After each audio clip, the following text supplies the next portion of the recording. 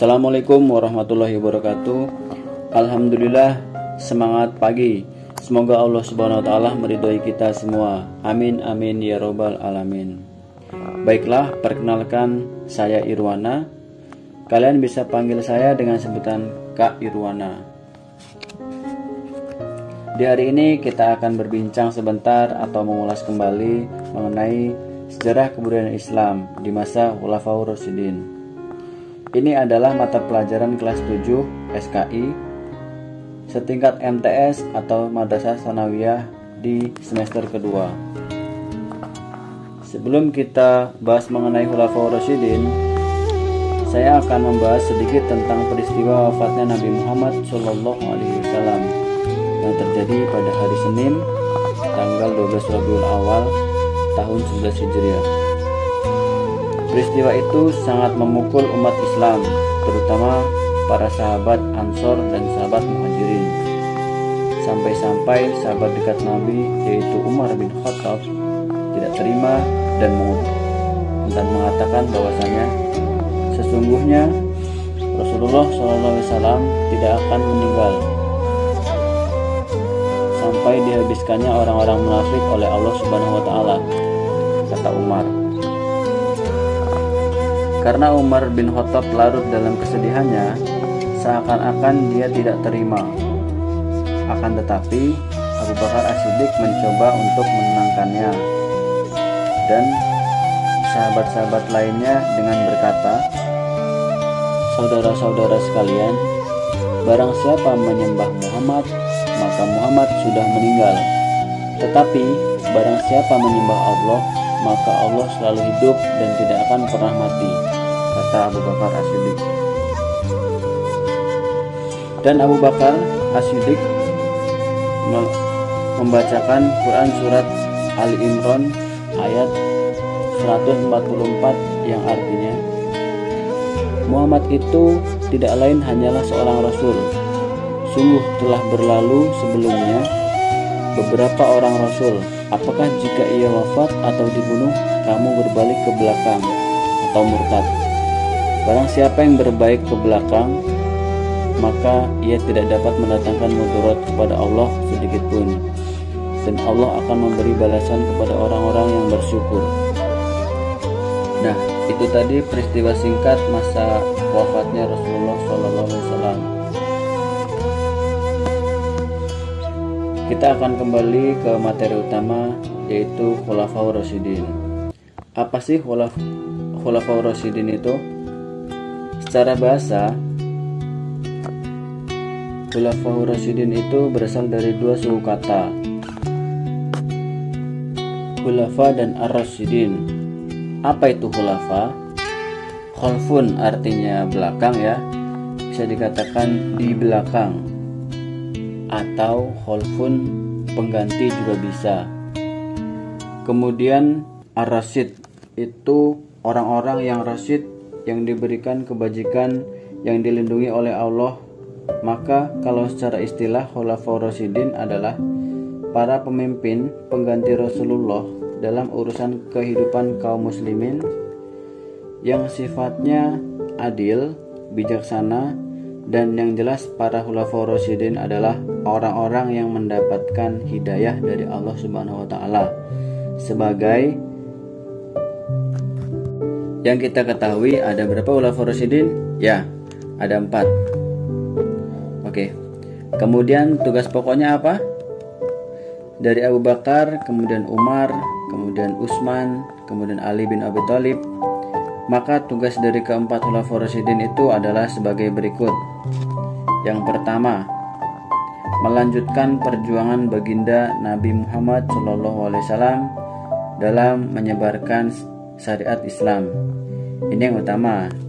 Jadi tugas pokok mereka berempat adalah melanjutkan dakwah penyebaran syariat Islam ke seluruh penjuru negeri. Kemudian yang kedua, memimpin negara dan memimpin pemerintahan sesuai dengan ajaran Islam dan tentunya berpedoman pada Al-Quran dan As-Sunnah. Yang ketiga, mengatur kehidupan masyarakat. Kemudian yang keempat, memutuskan perkara yang terjadi di masyarakat dengan pedoman sekali lagi syariat Islam. Yang berikutnya, tugas pokok Khulafaur Rasyidin itu ada melanjutkan pemerintahan Nabi Muhammad SAW. Kemudian yang keenam, memperluas wilayah Islam. Jelas ya, dari Abu Bakar sampai Ali, beliau terus menaklukkan kota-kota atau wilayah-wilayah yang belum ada syariat Islam di sana. Maka tugas mereka adalah memperluas wilayah Islam. Kemudian yang ketujuh, memerangi orang-orang yang berusaha merusak Islam, entah dari kaum kafir Quraisy atau dari kaum munafik, yaitu orang-orang yang pura-pura masuk Islam. Kemudian yang terakhir atau kedelapan, mengembangkan ajaran Islam kepada umat yang belum mengenal Islam. Nah, itu tugas pokoknya, ada 8 ini.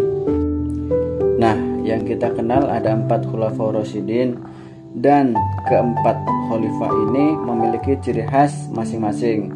Walaupun mereka keempat-empatnya sama-sama cerdas, sama-sama tegas dan bijaksana, tetapi dalam beberapa kisah-kisah siroh-siroh yang ada, kita bisa mengetahui bahwasanya Abu Bakar itu adalah seorang khalifah yang lembutnya luar biasa, tapi tegas.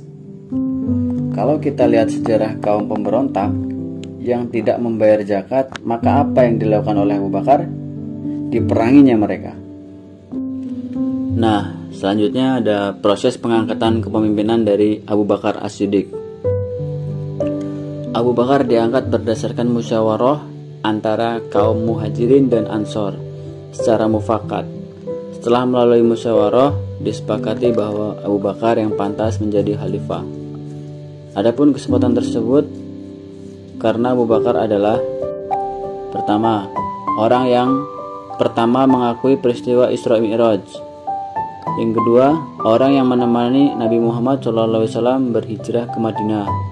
Yang ketiga, orang yang sangat gigih dalam melindungi orang yang memeluk agama Islam.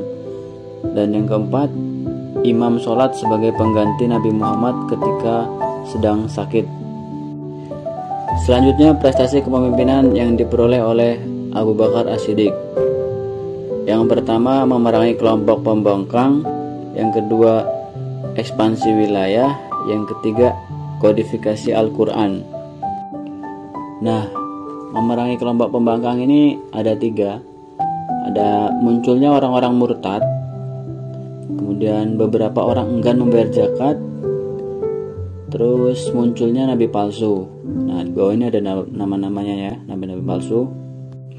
Setelah banyaknya orang-orang yang berontak tadi, kemudian Abu Bakar lalu membuat rencana untuk mengirimkan berbagai pasukan guna menumpas orang-orang yang murtad dan yang enggan membayar zakat. Nah, di bawah ini nama-namanya ya yang diutus oleh Abu Bakar As-Siddiq serta tugas-tugasnya. Jadi ada berapa total pasukan yang dibentuk oleh Abu Bakar As-Siddiq untuk memerangi atau menuntaskan konflik yang ada? Ya, ada 11 pasukan. Kemudian yang kedua, ekspansi wilayah dari Abu Bakar As-Siddiq. Sepeninggal Rasulullah, para pengganti atau khalifah tetap berupaya berdakwah Islam. Salah satunya yakni dengan cara berekspansi atau perluasan wilayah kekuasaan Islam. Perluasan wilayah ini mulai difokuskan setelah masalah dalam negeri tuntas dan kondisi politik kembali stabil. Di sini ada tujuannya juga. Kemudian Abu Bakar As-Siddiq juga mengirimkan panglima-panglimanya untuk diutus melakukan ekspansi ke wilayah. Dan ada nama-namanya serta wilayah-wilayah yang dituju. Prestasi yang ketiga adalah kodifikasi Al-Quran. Ada 2 alasan mengapa pada akhirnya dilakukan kodifikasi. Yang pertama, karena banyaknya hafiz atau penghafal Al-Quran yang syahid atau gugur pada peristiwa Perang Yamamah. Yang kedua, sebagai upaya untuk menjaga dan melestarikan Al-Quran. Zaid bin Sabit sebagai pemimpin pengumpulan Al-Quran. Setelah terkumpul semuanya, mushaf itu disimpan oleh Abu Bakar. dan setelah meninggalnya beliau disimpan oleh Hafsah binti Umar, putri Umar bin Khattab dan salah seorang istri Rasulullah Shallallahu Alaihi Wasallam. Kemudian khalifah yang selanjutnya adalah Umar bin Khattab. Kita mengenal Umar bin Khattab yang ketika masih kafir itu garang, galak, pemarah. Tapi ketika sudah masuk Islam, masuk cahaya Islam di dalam dadanya, kemudian belum menjadi seorang muslim, maka Masya Allah, kemarahan Umar bin Khattab menjadi sifat tegasnya yang luar biasa dan cerdasnya luar biasa. Mementingkan rakyatnya, yang kita mungkin sering lihat, sering dengar kisah-kisah Umar bin Khattab membawakan gandum ya dan daging sembako di tengah malam yang salah satu warganya sedang kelaparan. Ya, selanjutnya proses pengangkatan kepemimpinan Umar bin Khattab. Beliau dipilih berdasarkan penunjukan langsung Khalifah Abu Bakar dan disetujui oleh semua umat Islam. Umar menamai dirinya sebagai Amirul Mukminin. Beliau menjadi khalifah selama 10 tahun lebih. Kemudian prestasi kepemimpinan Umar bin Khattab ada 3. Yang pertama, perluasan wilayah dakwah Islam atau disebut Futuhah al-Islamiyah. Secara berturut-turut dakwah Islam sampai ke Suriah, Persia, dan Mesir. Pada saat Suriah merupakan pusat perdagangan penting, oleh karena itu Umar bin Khattab berusaha keras untuk memperluas wilayah dakwahnya. Yang kedua ada mengatur administrasi dan keuangan pemerintahan, membentuk Baitul Mal dan Dewan Perang. Jadi 2 lembaga ini dibentuk sama Umar bin Khattab. Dan Umar bin Khattab adalah orang pertama yang memperkenalkan sistem penggajian kepada pegawai pemerintahan dan memberikan santunan dari Baitul Mal serta kemakmuran dapat dinikmati seluruh rakyatnya di seluruh pelosok negeri. Kemudian yang ketiga, menetapkan kalender Hijriah. Khalifah Umar bin Khattab menetapkan permulaan tahun Islam pada saat Nabi Muhammad SAW hijrah dari Mekah ke Madinah. Hal itu disebabkan merupakan titik balik kemenangan Islam. Hijrah menandai 2 periode dakwah Islam, yaitu periode dakwah sebelum Nabi Muhammad SAW hijrah disebut periode Mekah, dan periode dakwah setelah beliau hijrah dikenal sebagai periode Madinah. Selanjutnya Khalifah Utsman bin Affan, orang yang luar biasa, orang yang kalau sedekah infaknya itu tidak ada hitung-hitungan, solehnya luar biasa, sabarnya Masya Allah. Proses pengangkatan beliau dipilih melalui tim formatur yang dipilih oleh Khalifah Umar bin Khattab dan disetujui oleh semua umat Islam. Beliau menjabat atau sebagai khalifah selama 13 tahun lebih.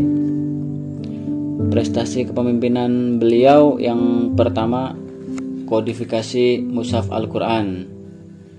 Karena perbedaan cara baca Al-Quran, Khalifah Utsman memutuskan untuk melakukan penyebaran cara baca Al-Quran. Cara baca inilah yang resmi dipakai oleh kaum muslimin setelah pembukuan selesai. Dibuatlah beberapa salinan untuk dikirim ke Mesir, Sam, Yaman, Kufah, Basrah, dan Mekah. 1 mushaf disimpan di Madinah.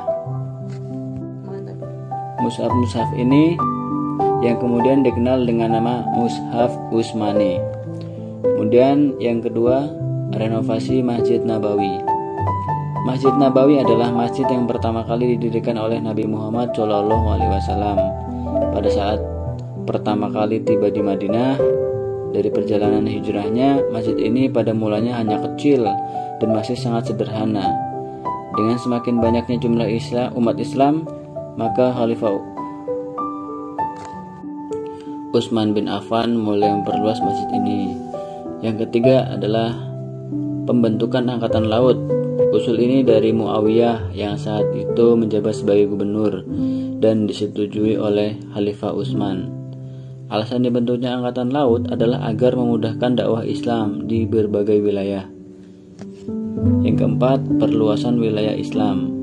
Usaha perluasan daerah kekuasaan Islam pada Khalifah Utsman bin Affan lebih lancar setelah dibangunkan armada laut.